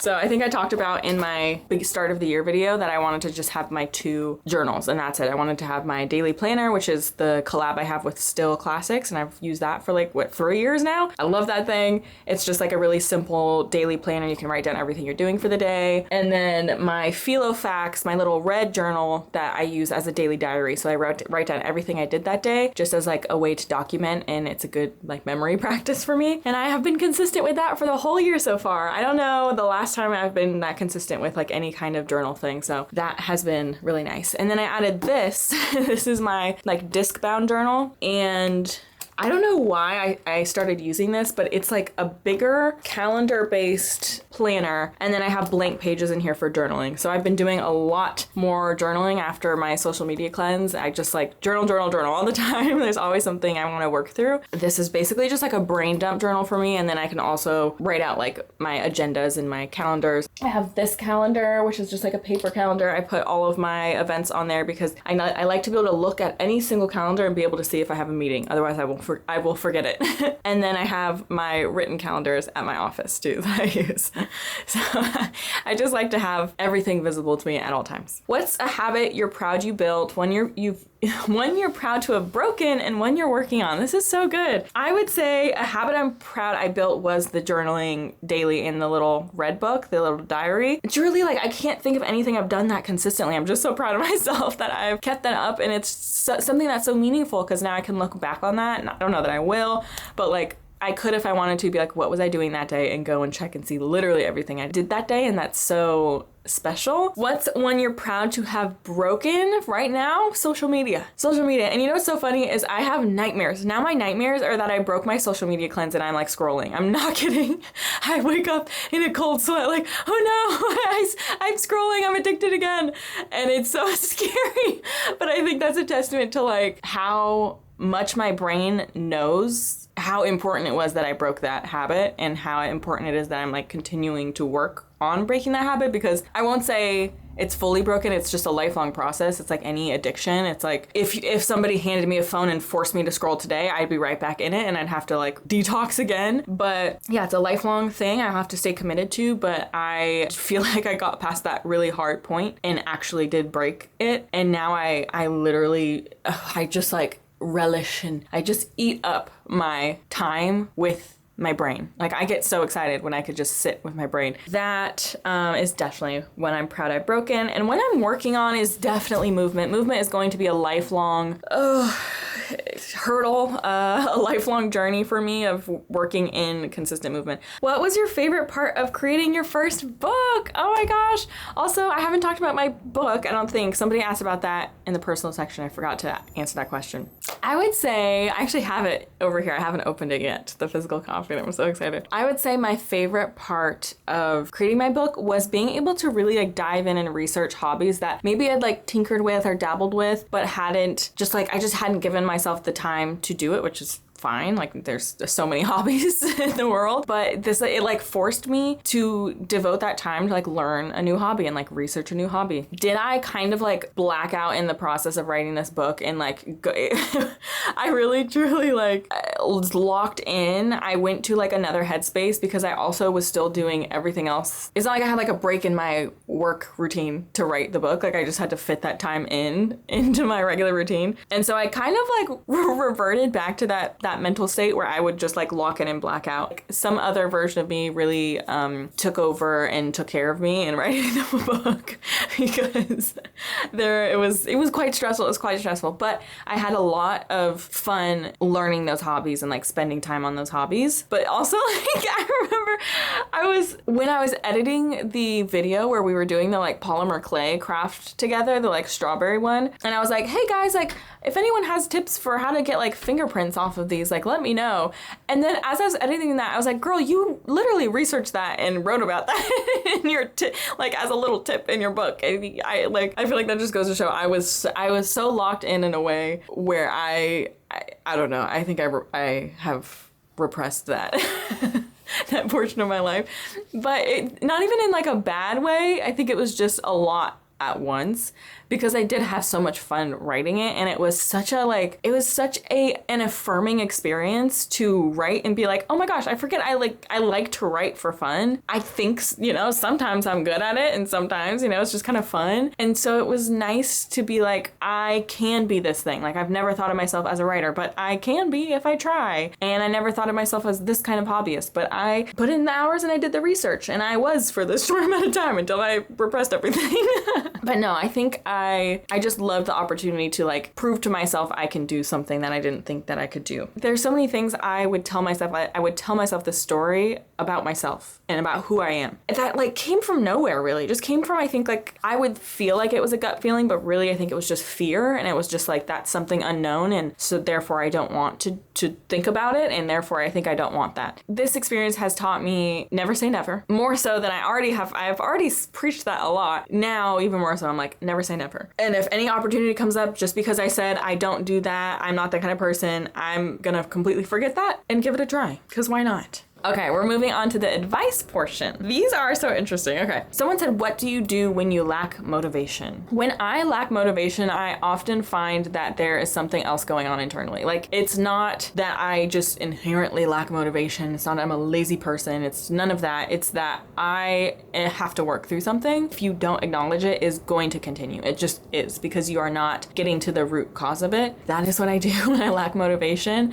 And I also have this like line of affirmation for days when I am feeling unmotivated, and one of them is like talking about choosing momentum over thinking and like overthinking, and that moving forward does not mean moving faster. So like you can still move at whatever pace you need to move at. It can be slow. You can do a fourth of the project that you need to do that day. You don't have to do things fast. You don't have to do things at the same speed you used to. You can just simply, like, any momentum is good. Another affirmation I have on hand is like, your current lack of motivation, it's not a flaw, it's a protective barrier. So safety can reignite your creativity and not fear. And fear will not reignite your creativity. It just won't. So you have to find that safety, and you have to like honor your brain and listen to your brain when it is telling you to slow down. And those things have done, I mean, worlds of a difference in my motivation and like my daily acceptance of myself and where I'm at, you know? Because you do have to accept where you're at. You can't really push past it, because when you push past it, it just prolongs the issue. Somebody asked, how do you stay so positive all of the time? It's so beautiful. Thank you. Do you recommend any guided journals or anything that helps you keep a positive mindset even when things feel overwhelming? I think I am naturally a positive person, and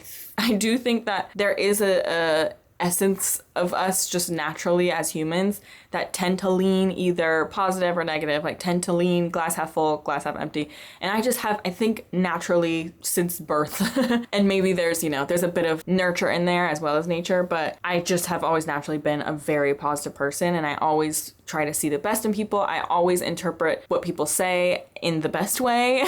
And that's honestly gotten me in trouble some days, because I've assumed somebody meant something positively and maybe they didn't. And I'm like, I walk away and think like, wait, hold on, maybe they meant that in a negative way. Most people do mean things positively. And so trying to seek out like the negative meaning or interpretation of what people say and everything can just, I would imagine that would be very exhausting and stressful. And like, it would kind of feel like the world is out to get you. And I have a couple friends who are like that, and I always have to be like, hey, I think like, what if this was meant this way? And they're like, I didn't think about that. I'm like, you made me think about it. That's not to say, embracing toxic positivity and like not looking at the real situation. If the real situation is messed up, the real situation messed up. And sometimes you have to address that. But this is just like on a daily basis of like little things that are like, I really don't think that was what that was about. Definitely has like helped some of my friends learn to see things in a different light. I also over the years, I have been a little bit more like jaded and just have realized like not everybody does have a good side to them. And like you are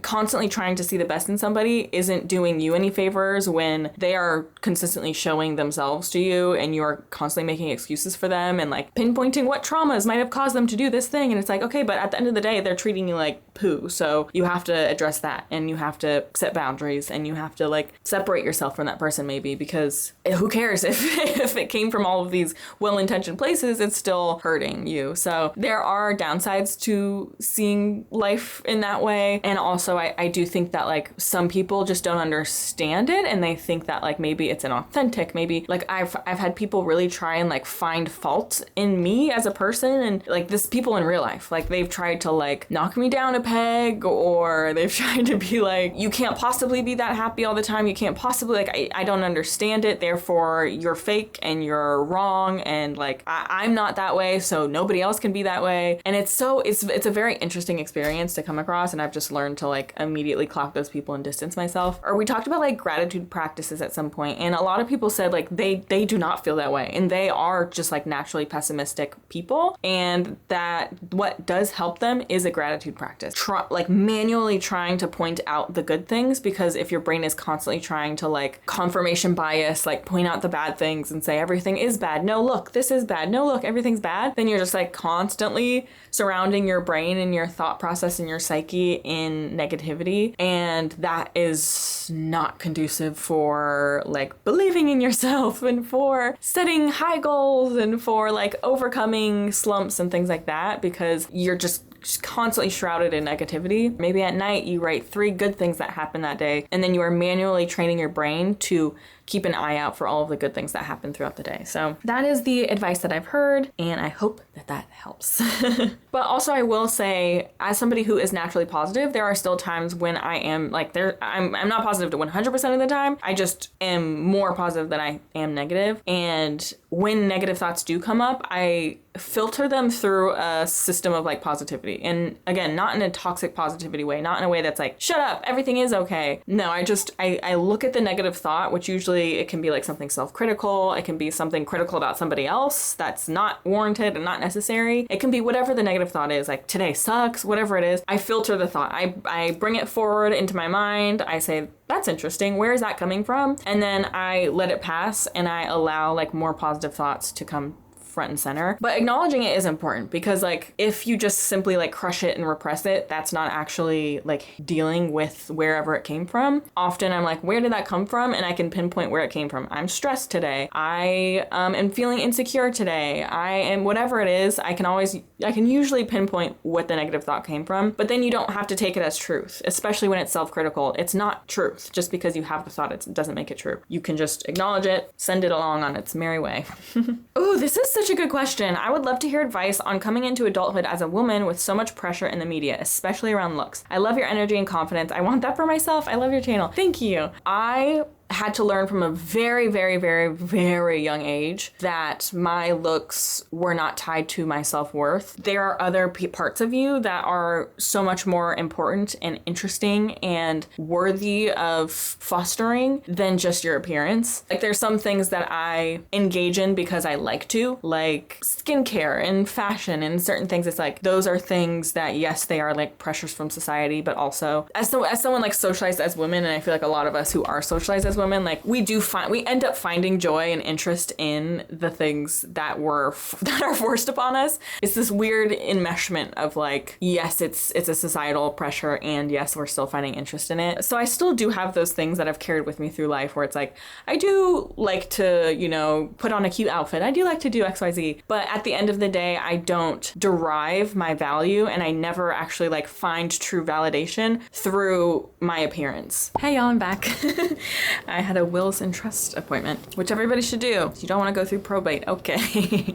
All right. So back to my point about pressure in the media, especially around looks and all of that. I think that the other thing that helped me over time was expanding my definition of what beauty was. When I was in like high school, I had like, I mean, I grew up in the Tumblr trenches, so you can imagine, but the beauty standard was like one specific way, and that's all that I learned that it was. And as I left certain locations and surrounded myself with different people and just generally expanded and challenged my definitions of what like beauty were, I completely shattered that standard that was kind of put on us all. And I completely just do not see beauty the same way anymore. And I feel like it was actually quite an easy process. Like it took years, but it was actually just quite an easy process in just surrounding myself with a diverse group of people, like having friends that did not look the same, consuming media from all kinds of places, really unpacking and unlearning like the ideas that like this specific thing is beautiful. And I think a lot of people go through life without ever doing that. It's so important, because in doing that and in unlearning the things we are taught about the beauty standard, we find beauty in ourselves, because now the standard looks like this instead of like this. And so now basically anyone can fit into that standard, and you can find beauty in everyone, and in finding beauty in everyone, you find beauty in yourself. It's getting harder and harder these days too, because it's almost like there was this explosion of awareness and acceptance of all different body shapes and types and everything. And so we were exposed to so much to where we could just kind of naturally unpack that. And now it just feels like the pendulum's swinging so far in the other direction. And now everybody is looking a certain way, and it's getting scary out there. So it's important to really touch base with yourself often and say like, whoa. Okay, I'm noticing like a shift. I'm not noticing kind of like regression in terms of how I'm viewing the beauty standard, because I have all of these influences on me, and I'm seeing all of these people do all of these things to achieve a certain result, and I don't think I want that. It doesn't feel right. And just resist the outside pressure and continue to like find the internal space where you find beauty, and keep that consistent. And whether you have to journal about it, whether you have to do affirmations, whether you have to block certain people or things or whatever, and go seek out media that makes you feel affirmed in your beauty standard, then do that, because things are scary. But I do think that truly beauty is a subjective thing, and it's something that you can unlearn. And I think a lot of people talk about it as if it's like you just think someone's beautiful or you don't, and you have a type or you don't, and blah blah blah blah blah. But like, I alone can be a testament to the fact that is not true, because what I thought was beautiful when I was younger is the polar opposite of what I find beautiful now. And that's solely just from changing my concept and unlearning things. It's not like a forced thing. It's not an inauthentic thing. Like I truly like do not find beauty in one thing that I used to and do find it in another. And more than that, just find beauty in way more than I did before. It was so much more restrictive. So it is possible, and it also does help you find inner peace and acceptance with yourself. What advice would you give to people stuck in survival jobs trying to chase their creative dreams but struggling from burnout, finances, etc.? That is exactly where I was. Finances, I think a little less so just because I was already at the firm at this point, but I was absolutely burnt out. I told y'all I was burnt out. I was at the edge. I was at the edge. At the brink. In those moments, all I had was my me time, and I simply had to like claw and scrape for any smidge of time I could carve out in my schedule, because like I talked about, I didn't have any free time. So literally any like 5 to 10 minute period that I could spend on myself was like a light at the end of the tunnel. It was like an oasis in a desert, and I took advantage of those as much as possible. Like the times when I felt like I want to just like sit here and stare at a wall, sometimes I would, and that was my me time, and that's fine. But other times, like I really tried to just somehow invest in me in a little bit, and that's really where my hobby practice came up, because I needed it so badly. I just needed it to feel sane, and that's why hobbies are so important to me now, because they like literally saved me. Having that, whether for you it's like hobbies, maybe for you it's like a movement practice, maybe it's a mindfulness practice, maybe it's cooking, maybe it's whatever it is. For me, it was hobbies, and it was just committing to that. If you are tired and you need a break, honor that as well, but have that time, even if it's 5 minutes that you're spending on that creative pursuit, and that's all you have in the week. That's fine, but have that, because slowly you'll be able to build more and more and more of that foundation for your creative pursuit, but also admitting to yourself when something needs to change, because you can't just grin and bear it through everything. Sometimes something does need to change for you to feel okay and to not experience burnout. You are trading your life and your time for money, and that should be done in like the most sustainable way possible. There's no reason to do it in the most extreme way possible because you feel like that's just what you should do. I'm coming from a space where I have a lot of privilege, because as soon as I did enter the workforce, like for real, and I was outside of school, I had security. And so I do feel a little ill-equipped to approach this question, and I don't want to give advice with any delusion of me thinking I know what that's like. And so just want to give that caveat that like I can only speak from a certain experience, but I know that there are people working 2, 3, 4 jobs, and they're like, yeah, that would be nice if I could just, I don't know, stop working a job, and that's just not possible. So I know that there's that limitation in my perspective and my experience. So if anyone has some perspective in the comments and can add to that, I would love that. How do you get better at asking for help is such a good one. You guys, there's so many things that I could sit here with you and unpack about my childhood that made me somebody who didn't ask for help, just stubbornly independent, and also like was really difficult for me to express verbally my boundaries and even like gratitude for people doing something for me. Like there was a lot about me not wanting to ever be beholden to somebody for them doing something for me. There is some safety in that, you know, there is some strength in that, but at the end of the day, like you need community and you need support, and you simply can't do everything yourself. I know there's a lot of people that like process externally, and when they're going through something, they reach out to friends and they talk through it, and they're like, I have so much to talk about, and they vent. I was never that friend. I was always the friend who listened. There's people who, when they're going through something, they immediately ask for help. Like that's the first thing they do. They're like, can you do this for me because I'm struggling with this? That was literally, not only was it like a last option, it wasn't even on the list. It wasn't even on the list of options. I would never think to ask somebody for help. Both of those things I had to learn over the years, because that's what people, like that's what your community is for, and people want to help you. If they care about you, if they love you, they want to help you. They want to ease burdens that you might have. They want to be there for you emotionally. They want to support you. And if they don't, get them the hell out. Get them out of your life, taking into consideration their capacity and all of that, and not taking advantage of people in your life. But if they are not willing to like sit down, listen, be emotional support for you, they're probably not a good friend. If you feel like your friendships are one-sided and you're constantly listening to people and they're never listening to you, as soon as you start talking about something, your problems, your feelings, they go, anyways, so I think that's not a good friend. That's not a good friend. And you can give them a chance. You can say, hey, I feel like XYZ and I would like if you XYZ'd. And if they actually change, shout out to them. That's a great friend and you gave them a chance. If they don't, that's probably not a good friend. That is absolutely something I had to learn in life. And I had to learn that like relationships aren't just being a people pleaser and aren't just being there for other people. You derive something out of a relationship by having reciprocity, and I just didn't have that in a lot of my friendships and relationships. The ones that are still around, I do. The ones that are not, I did not.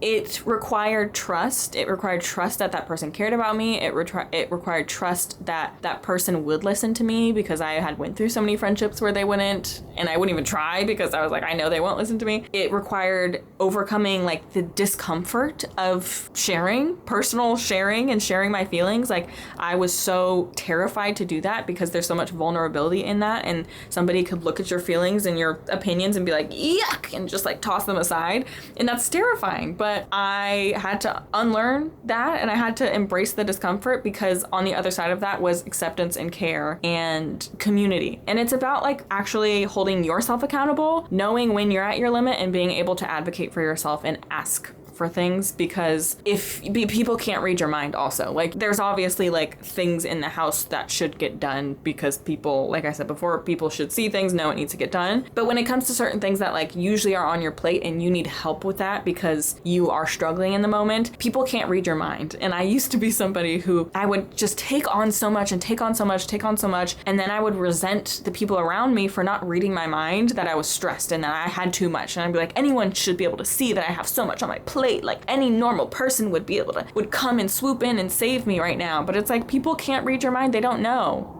You put all that on your plate, they're assuming you're a grown adult who knew what you could handle. And it's not all moments, but there's definitely moments when you need to hold yourself accountable. You need to say, I need to advocate for myself, and I need to ask for help, and I need to do the hard thing, and I need to trust that that person is going to hold that with care and want to help because they care about me.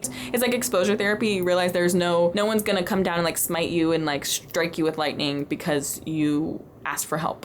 You realize that over time, so then it's easier and easier. And you also learn a lot about your friendships and people when you do actually require that reciprocity. You learn a lot, and I've lost a lot of friendships that genuinely should not have been there in the first place, because I started becoming a friend who required more from my friends. I wasn't just a doormat. I wasn't just there to listen. I was an actual person and a friend, and that those people did not want that. They just wanted a doormat. So those are the people you want to lose.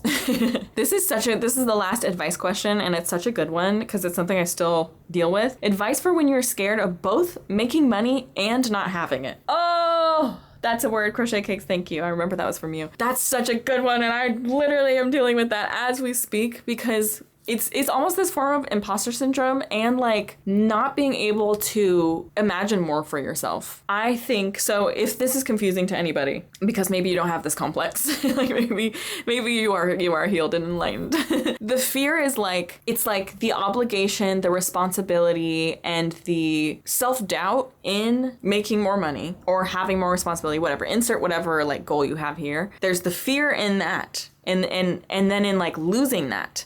And there's just so much fear wrapped up in reaching your highest goals, because once you reach them, it's like, well, can I go higher now? I don't know. And then you're like, well, what if I lose it all? So then there's the inverse of the fear of not having it that also keeps you like on this hamster wheel forever and ever and ever, because you have this like constant fear that can also come from trauma of not having money. And you're like, not having money basically equals not having security. And that is terrifying. It's a terrifying prospect. So there's this like, often in this bucket, there's overworking, there's perfectionism, there's ignoring signs that you're burnt out, there's overachieving and all kinds of things that can come here. And then in this bucket, there's imposter syndrome, there's holding yourself back, there's self-sabotage, self-doubt, also perfectionism, and so many other things. So it's just this complicated bucket. And when you're kind of in the middle of the two, so like this bucket is pushing you up higher because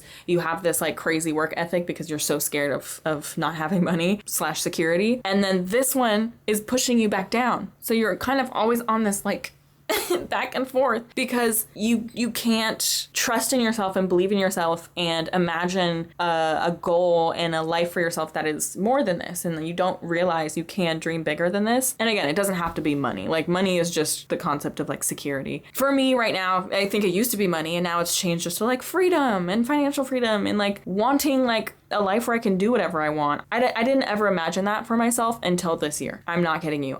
This up until now, my goal has been like, I think I just need to make more money so that I can be more secure and more secure every year. And that is because I didn't imagine for myself a life where I didn't need to do that, where I could just simply be happy, like living my life in financial freedom. And I didn't imagine that because I couldn't. And then there was the fear of like, well, if I get that, what if I lose it? So then you self-sabotage. So then you critique everything you're doing, and it impacts your work ethic and it impacts the work you put out. And there's insecurity that you can feel in your work product, and you don't end up reaching further and reaching for the stars and imagining a better, different life for yourself than one that maybe, you know, the path that was put before you. You don't imagine anything different because you're like, well, that's the end. That's the end. Nobody told me I could do anything different. So I guess my advice, I don't know, because I'm still dealing with this now. My advice would be not letting this bucket of being afraid of not having money drive you too much. It can drive you a little. It's good to have a little fire under your ass. It could drive you a little, but don't let it drive you to burnout, because what's the point of sacrificing every hour of your life when you can't enjoy it? You're not even enjoying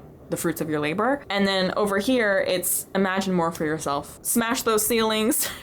Smash those ceilings. Do not put a limit on your success. Don't put a limit on your goals. Imagine new paths for yourself that don't include things you previously thought were your paths. Don't keep to the same ones. Don't stubbornly keep the same goals and North Stars simply because that's always what you've thought. Like I said, mine was always like, I guess I have to make more money. No, I don't. I'm 30 and I'm now realizing that doesn't have to, I can change that. It doesn't have to look the same. That's kind of the balance there. Don't let the limit of your goals sabotage you, and don't let the fear of losing them sabotage you into just burning out. There's a balance, and also allowing this limit to have its top blown off of it is very, very important and very vital. Thank you for such good advice questions. Now we're on our last category, which is hobbies and creativity. Okay, favorite comfort movie, I would say is probably Across the Universe, honestly. That's like one of the things Maya and I bonded over when we first met. It is like one of our joint favorite movies. It's just a comfort movie. I watched it since I was in 6th grade, like on repeat, and I've probably watched it once or twice a year since then. I just love it. I always loved the Beatles, and I always loved musicals, and I think it's just like a beautiful, quirky, weird little like mix of all of those things. So that's definitely a comfort movie. Probably like Chicago too, I'd throw that in there. Oh, Pride and Prejudice. 100% Pride and Prejudice too. Big old comfort movie. Okay, this is kind of a long question, but I love it. How do you manage the balance between productivity, parentheses, in the lens of the capitalist corporate world, which we all know and hate, and loving your hobbies? Sometimes I feel like I'm forcing myself to do my hobbies, which I really love. It can feel like I'm purposely distracting myself from the horrors of the world. TLDR, how do you get over / accept the metacognition when you know that you're distracting yourself from your horrors? I'm going to answer this more simply than I think this question deserves, but also I think it can't be that simple. It is the same process of acknowledging all of the other emotions that come up, which is just to acknowledge it and then let it pass. To acknowledge it, to see it, to witness it. You can spend time unpacking it if you'd like, but then there it goes. There it goes. Because when you like get frustrated with the fact that you're feeling that way, and then you stick on that and you're like, why am I feeling that way? I wish I wasn't feeling that way. Then you're ruminating on the thought. It just keeps going and you're like, gosh, dang, I hate this. Everything sucks. Rather than acknowledging the thought, being like, yeah, it does kind of freaking suck. That's what I have to think about right now. Like, it sucks that I have to do this to distract myself. It sucks that this is the world we live. It sucks. Acknowledge it, validate yourself, and then let that feeling pass and say, okay, but I'm going to actually give myself that time now. I'm going to actually have that time that I need now. I think it's just that the friction of trying not to feel that way is always just going to keep that thought there. But yeah, I do completely understand that. Like, sometimes it does feel like here is your government mandated like enclosure activity of doing a hobby. Have fun with it for 15 minutes before you have to hop back on the hamster wheel of the corporate world. Like, it does feel that way sometimes, but I think either one, just like accepting that for what it is and being like, and here I am enjoying it. in the face of it all. Or two, completely rejecting that and saying like, no, this is, for me, this is revolutionary. It is a tiny thing. I am simply doing a hobby, but I am bucking up against the system by spending time on myself, by refusing to only do productive things. I am resisting by doing this. So like either, whichever one works for you, I feel like just reframing always helps too. What are some hobbies other than video games that have followed you from childhood into adulthood? Scrapbooking 100% was like a long lost love for me. I used to love scrapbooking as a kid. I would scrapbook all the time. I loved cutting with the fun scissors and making little borders. I loved scrapbooking, and I just completely lost touch with it until adulthood now. I'm slowly dipping my toes in it again. I haven't like fully thrown myself into it, but I would like to. I definitely would like to. So scrapbooking for sure. And I think just like the concept of play, like I loved to play as a kid. I loved to like act scenes out. I feel like I brought that into adulthood in different ways. It's manifested a little bit differently in adult activities. So things like D&D feel very play-based to me. Things like acting for fun feel very play-based to me. Even just like letting myself like play in the pool and be silly with my friends, and we play mermaids and stuff like that. Like that is definitely like honoring the art of play that we engage in as kids that we really, really lose touch with as adults. And it's so sad to me that we lose touch with that, because play and make-believe is like such an important part of connecting as humans, I feel, and just like letting whimsy take over and like disconnecting from like your corporal being and like your meat body and just like existing as like a thing that occupies this earth. That sounds so silly, but I truly like there are not a lot of activities you can do that make you feel that way. Is there a nonfiction book that changed your life for the better? That is a great question, because I do feel like there is an abundance of nonfiction books. Nonfiction / self-help books can really be this like paragon of productivity these days. It's like you have to, in order to be productive, queen, 1% top woman, you have to read all of these productivity books, and they end up kind of all just saying the same thing, and it's really just like knowing yourself and self-awareness. Like that's the core of it. But I will say the one that has truly changed, well, I don't know, there's a couple. The couple that have truly changed me are The Magic of Tidying Up. I read it in college, and that has shifted like how I operate in life ever since. When something is out of place, you notice it and you go, oh, that needs to go in its place. And so you put it in its place, and you don't have to have like hour-long cleaning sessions. You just, the things are already in their place.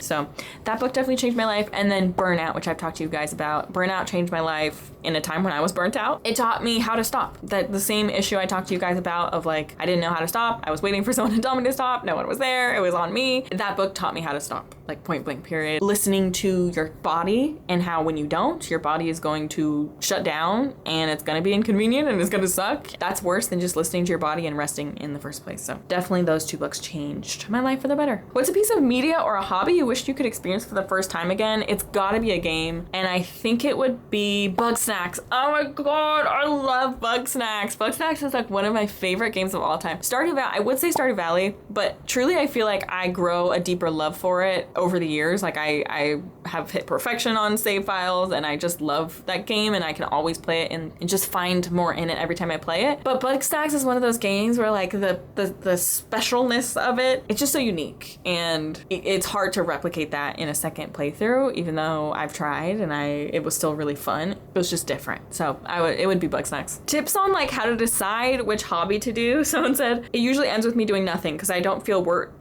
it's worth it to only spend 30 minutes or 1 hour gaming or 1 hour painting. So instead I do nothing, and I feel like I waste my time. That's so real. I feel like starting your session, like the time that you have for hobbies, just like doing a short reflection, just like stopping, being mindful, and thinking about what would actually sound fun to you. You can like journal a little bit. You can just like talk it out, whatever you want to do, but just like reflect. Sometimes you'll find that like you don't have it in you. Like you don't have the capacity to do an activity at that moment, and that's fine. That's fine. I also like to have like a backup hobby that I always revert to when I do have that feeling, and usually it's reading for me. It's like reading or gaming. And so those are like my backup hobbies. So having something that's like, you'll have fun with, even if it's just 30 minutes, even if it's just 15 minutes, even even if it's whatever, and you won't feel like, I don't know, it's not worth it or whatever. Having the backup hobby is always good. I would release the concept of something not being worth your time just because it's 15 minutes, just because it's 30 minutes. That 30 minutes is 30 minutes. 30 minutes doing a hobby is 30 minutes doing a hobby. You can make a little bit of progress on a painting. You can make a little bit of progress on a game and have fun doing it. You can, you know, like 30 minutes is 30 minutes, and that's time you spent on yourself. And it's more about the commitment to yourself and the commitment to your hobby practice and just like spending that time with yourself more than it is like getting anything done or like checking an item off of a list or like feeling like that was like worth something. It's truly just you're giving that time to yourself. But like if you don't want to spend it doing a hobby, don't spend it doing a hobby.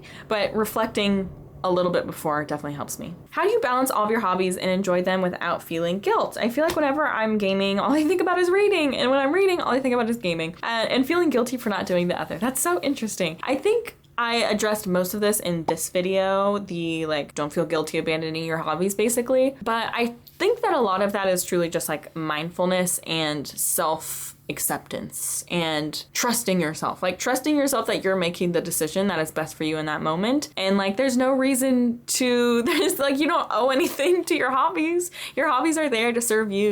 You are not there to like optimize your hobbies in the most equal way possible. And you don't have to prove anything to anybody by spending X amount of time on this or X amount of time on this. It's simply there for you to have time for yourself, to wind down, to rest. That's it. So trust in yourself that you are choosing the hobby that is going to make you feel that way and feel happy and rested. Again, like you can have that feeling, that's okay, and then let it pass. Be like, oh no, am I abandoning reading? And then you say, no, I'm not. Give yourself the facts of the situation. Reading is always there. I don't have to be reading right now. I chose to be gaming and that's okay. Okay, bye. That's that. Any tips for getting out of a long reading slump? I haven't finished a single book this year. Pick a stupid book. Pick the dumbest book ever. Pick like the most easy to read, dumb, just smutty, stupid book. And I'm not equating smutty with stupid, but pick a stupid, specifically a stupid smutty book. I got out of a reading slump by reading like alien romances. It was like, they were the silliest books, but it was just like taking out of like the pressure off of the hobby in general. Sometimes you just need that reset because your brain just like gets so caught up in things. Taking the pressure off, realizing like this hobby is for enjoyment, it's not for anything else. And you don't have to like read certain kinds of books all the time. You don't have to, you're not like silly and anti-intellectual for reading. No, like reading is for reading, is for reading, is for enjoyment, and it's for fun. And like it's really cool to work in those books that are, you know, the classics and that are challenging you intellectually. Like those are important and fun if that's what you want to do. If you don't, read the silly books. Read the silly books. If you are in a headspace, you're in a capacity, I don't know, like maybe you're in school and you're reading a bunch of papers and stuff and you're like, I don't want to just like read more wordy, verbose stuff right now. I don't want to have to parse through anything. Read the silly alien romance books. That has definitely helped me. Also, just like read a short book. Sometimes that helps. But I think like also listening to yourself, like if you're not in the mood to read, you're not in the mood to read. And I think it's important to listen to that sometimes because trying to force it is usually just ends in prolonging that slump, at least in my experience. So just like accepting the fact that like it's not even really a slump. It's just like you are not in the mood to read. It's just a mood. I'm not in the mood to read and that's okay. So just acknowledging that with yourself and saying like, all right, I'll just wait till I'm in the mood.